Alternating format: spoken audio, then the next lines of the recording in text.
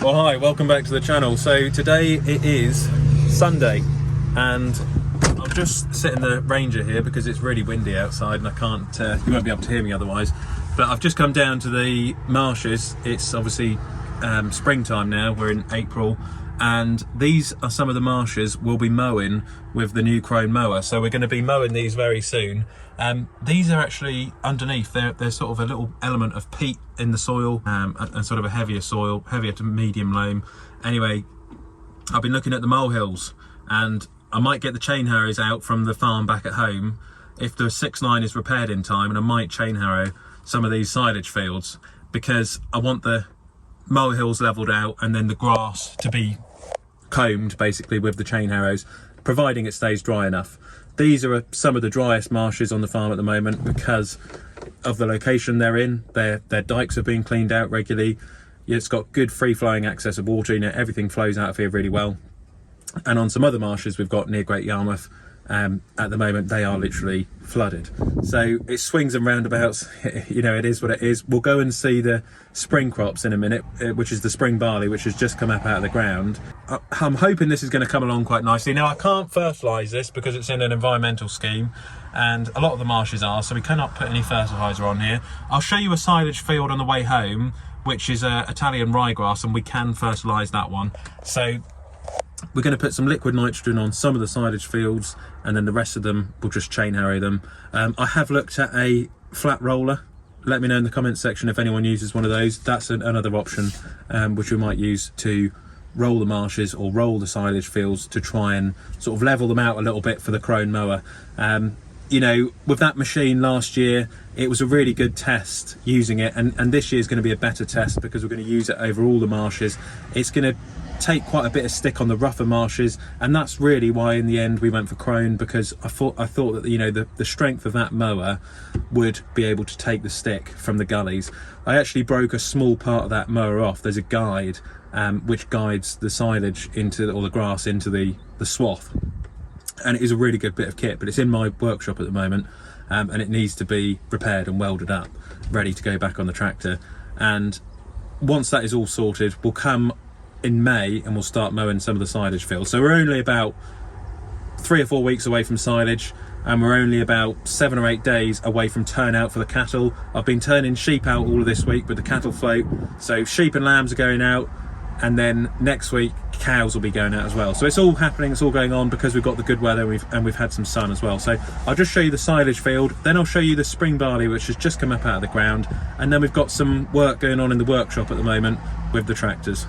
Right, well we're back at the farm now, and I don't know if you can see it on camera, but we're on the silage field near the farm. So this is Italian ryegrass, and it's only just had the sheep taken off it because we've had such wet weather this year. So it's just now starting to grow, and we've got the liquid nitrogen going on really soon. So I'm hoping they'll come this week and just spray it on. So, you know, it was a little bit late getting the sheep off because the weather's been so bad this year. You know, it's been quite wet. But this will be the first field to be cut this year for silage, so it might be sort of end of May really, because it has just been so wet this year. But that being said, I'm sure once we get some fertiliser on it, it'll be away. But we'll come in, mow it with the Crone mower once it's ready, row it up with the 65, and then we'll bring the baler up probably next couple of days after we've mowed it. So should go quite well. Just want some fertiliser. So we're just back at the farm, and for any long-term subscribers you'll probably like this. I don't know if you've seen her in a while. Hopefully she'll come and see us. Wait a minute, if I can get the right gear. It's Clover. Come on, Clove. Hey, there you are. Hello, you're right. So she's doing well for any long-term viewers. She's doing well. Come on. So there's Clover, and here's the John Deere, which has been carting some animals today. You see, I repainted the bonnet the other day because it had rusted up, and it's on the float at the moment, which will be carting cattle next. So I'm just cleaning it out today, getting it ready for the next job, which will be Monday. So we're taking sheep tomorrow again, and then we've got some cows going out, so I've got to finish that off for today. Driving into the field, one of the fields which was drilled a couple of weeks ago, earlier on last month, with the spring barley, which as you can see today is coming up nicely. So it's coming up out of the ground now, and I'm contemplating, leave it in the comment section, whether to roll this in or not. I know some people do, some people don't.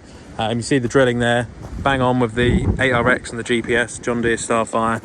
And if you have a look, little bit clumpy in places from obviously just our soil, from where it's just capped off a little bit. So I might, you know, depending on the weather, some people do, you know, rollers can just crush them out sometimes, you know, you get these clods. But I don't know. Let me know what you think in the comment section. Is it worth running the rollers over this? I mean, I've had years where you run the roller over it, it conserves the moisture, it levels it out, and it does the world of good. And then I've had other years where it does the complete opposite. You roll it and then it rains and then it just washes away. So, you know, I think for this year we'll just leave it. But yeah, let me know what you think in the comment section. If I was going to roll it in, I'd use a 6.9 because it's got those good tyres. It's got 710 tyres on it, and that would not leave a mark, if you know what I mean, if you let the pressure down. But yeah, I mean, really off to a good start this year, this barley. Oh God, it's such a good year for spring crops so far.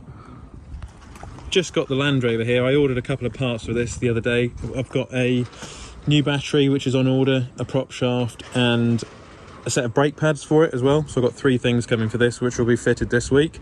And I've got to finish washing off the trailer further down the yard there. There's Clover, she's the guard dog now. So I've got to finish washing off that. And I might as well, at some point, I've got to go up, if I can, later on in the week. I want to go to Jaguar Land Rover. There's the new dealership in Norwich, which they invited me up to a while ago. And they're doing a farm vehicle now, which is the commercial Defender, so I might go and have a look at that. The only other one I looked at was a Toyota Hilux, but it all comes down to price really, so I'm going to keep an eye on the prices and see what's what. But if you look here, the rubber's getting down on that. It's nearing 50,000 miles now. I'm going to need another set of tyres for this. It's fairly soon for the MOT. Funnily enough, the 6.9 needs a new set of tyres. Everything's expensive now, you know, a lot of bills, a lot of maintenance. But yeah, if you come in here at the moment, I had the grill out of the 6R the other day and I resprayed that. That is the Crone Guide, which is off the mower, and I was working last year late at night and I just nightmare, bent it in the middle of the night. I reversed too quick with the 6R 150 that was on, and I went a bit too fast. So yeah, it was in the middle of the night, one of those things, so I've got to cut that off and re-weld that. You'll see there's a load of wood chip on the right here. That was because Collins Farming and Forestry was in.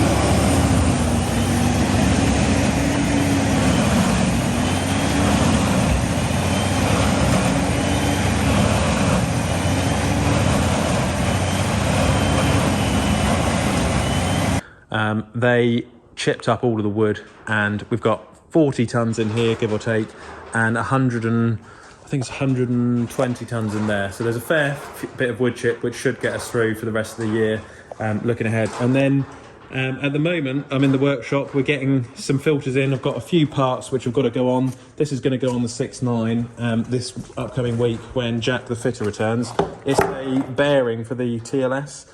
But to put it on, you've got to get some oxygen acetylene, which I'll put out the main workshop, and we're going to put this on the front axle.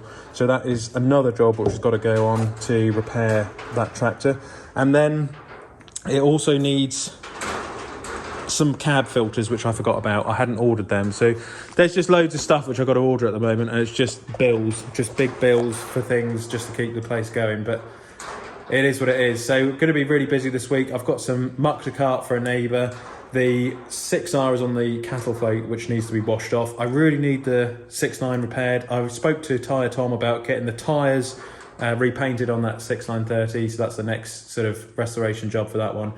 So we're in talks to see what we can do about that, whether we can get it painted. But like I say, just so many bills with things at the moment, just trying to repair stuff and keep it going, that, you know, I've got a budget on, you know, what I've got to prioritise on what I want repaired and what I don't want to repair, basically. But yeah, it's all going well, and yeah, we've got some lovely weather for a change. So nice to have some good weather. I mean, it's been such a long winter, but it's nice to finally be looking ahead to some good weather, some silage, and all that good stuff. So yeah, it's all coming up. So yeah, thanks for watching. Keep liking and subscribing and all that good stuff, and I'll catch you on the next one. Click here to subscribe to the channel, and click here to watch another Olly's Farm video.